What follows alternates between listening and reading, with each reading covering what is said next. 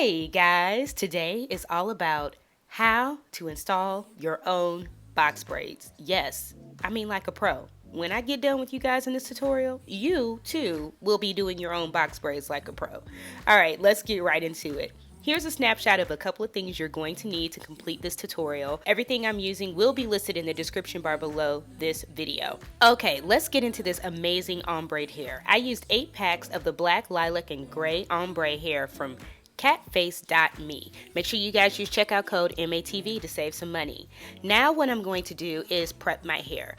I'm going to stop up the sink and I'm going to start filling it with a warm, lukewarm water. You do not want the water to be hot. I'm going to use 1 cup of apple cider vinegar. I like to use Braid. You can use whatever you like, and I'll just pour it into that lukewarm water. Next, I'm just going to take the tips, the part that's going to be braided and closest to my scalp. I'm just going to soak that for about 20 minutes. As you can see there, you saw the little white residue. That's alkaline. You definitely want to make sure that that comes off. It takes about 20 minutes, and when that's all done, I'm going to simply rinse all of the braiding hair, the whole entire package, and I'm going to set it aside and let that air dry overnight.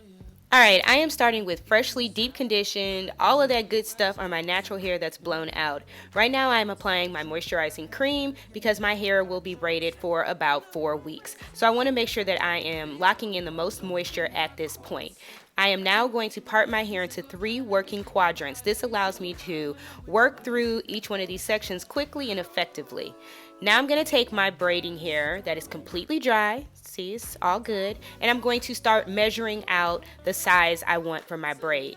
I am going to be measuring my hair 1 finger size. So I'm using my ring finger as my measurement. I really want to stress that you guys want to make sure that the hair is thick enough with one side of the braid, not folded over, okay? That's how you're going to ensure that your braid size will be the same each time. Now you're just seeing me stretch the hair. I'm taking away that blunt end that's at the bottom of the hair and I'm stretching it. This also will give you more length and it will take away those blunt ends when you go to braid. I have my first pack set up and I'm getting ready to dive in. Alright guys, so I have, I would say 3/4 of my hair done, and these are super long. There's no way I'm going to be able to get it all on camera. Well, let's see. Alright, so they're super long. I just did straight across parting in the back, like so.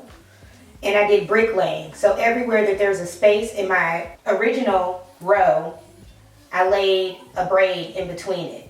So that gives it a fuller appearance. When I got up here, I had this section parted out. You guys saw that this section was parted out. I did diamond parting up here at the top. And it's basically where you part the hair on a slant and then you come down and it makes the perfect diamond part.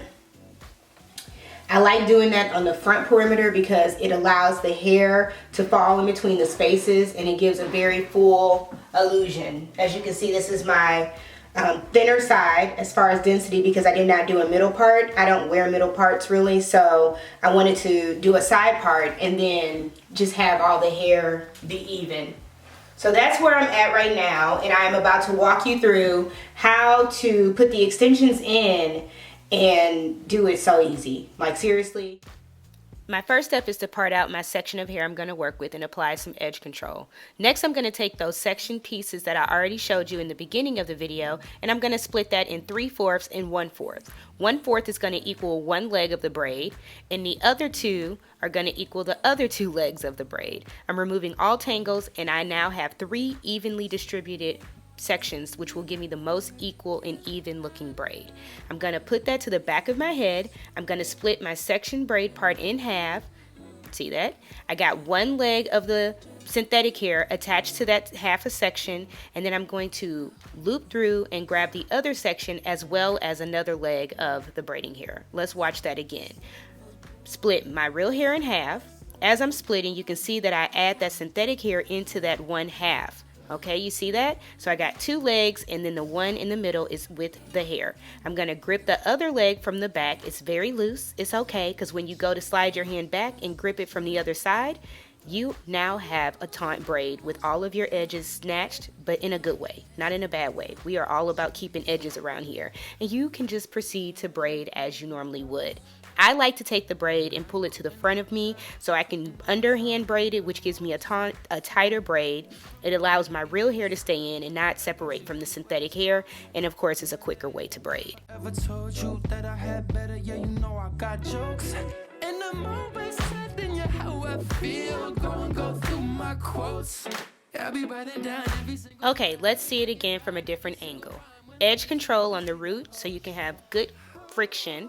You're going to grab your section of hair you already have sectioned out so you know that it's going to be the right size. You're going to split it in 3/4 and 1/4. You're going to loop that, and then you're going to put the hair behind you. I find that when I place the hair behind me, I work better. I always have the 2 open sides in my right hand and the 1 leg in my left hand, if that helps.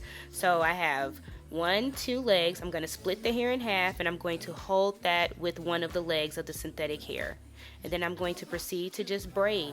And this technique allows you to just braid effortlessly without having to worry about evenly distributing the hair so that the braid turns out even in the long run. There are other techniques you can use, but they tend to not look as uniform and as professional of a braid as this technique, in my opinion. I could be wrong, but you know, this is how I do it. Now I'm adding a little bit of hair gel to assure that my hair is going to stay within the braids, and I am going to proceed to braid downward. Like forever.